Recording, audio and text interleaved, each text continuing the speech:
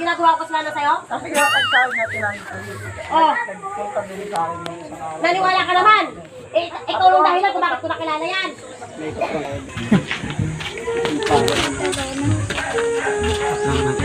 Siya talo.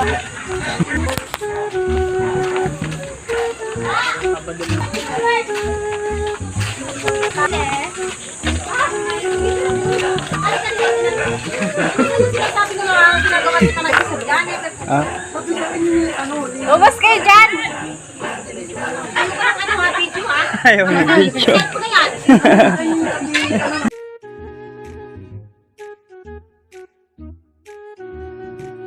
Ang chef doon, sabi sa akin, oh, namumuro ka na sa akin, ate pa. Ang putang ina mo, Welbert, ano ba namumuro ko sa'yo? Sige na, sa ano ka namumuro sa'yo? Ay, ginagawa ko sila na sa'yo? Sabi nga, pagsabi natin lang. Oh, Nagpunta din sa akin ng isang araw. naniwala ka naman. Eh, ikaw lang dahilan kung bakit ko nakilala yan. Ang putang ina, personal mo kabit na yan. Ano kami pagsabi na kasi ako sa ano, siguro may sinasabi ko sa atin lang. Hoy! Hoy! Hoy! Hoy! Oy! Oh, Pinoy ako. May akimat ang dugo ko.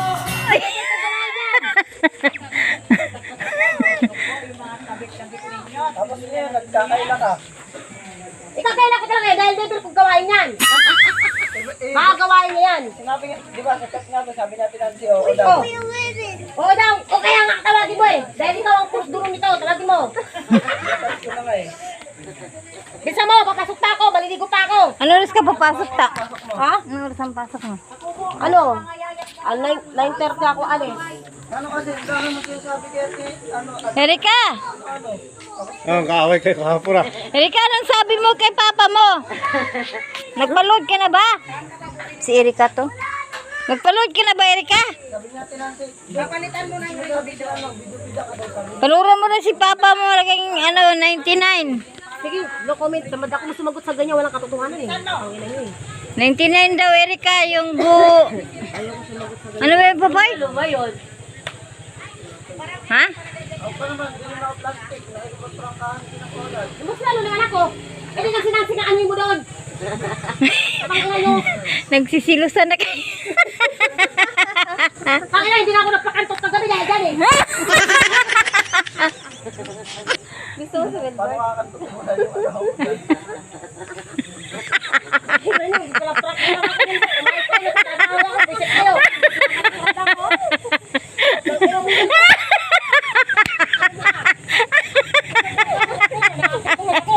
Isip na ako kahapon, sabi ko, hindi ko naman ito maninira at saka yung ano.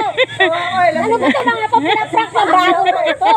Ito ang kahapon na Ako ang kahapon na, ano nila kahapon eh. Di ba sabi ko, pagsalita kasi sabi, ano yung sinasabi ni Dadang na nagchismis na kinukuha ko rin yung plani.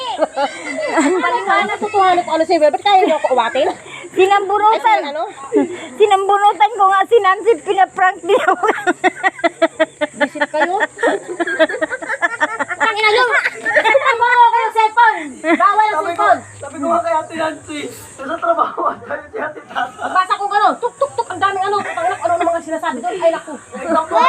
Si Ate Nancy.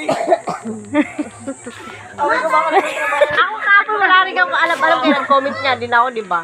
Puto prank man din pala. Kwento ko doon kalatip eh. Sabi ko, ate, akit ako doon, patang ina na ano ko eh.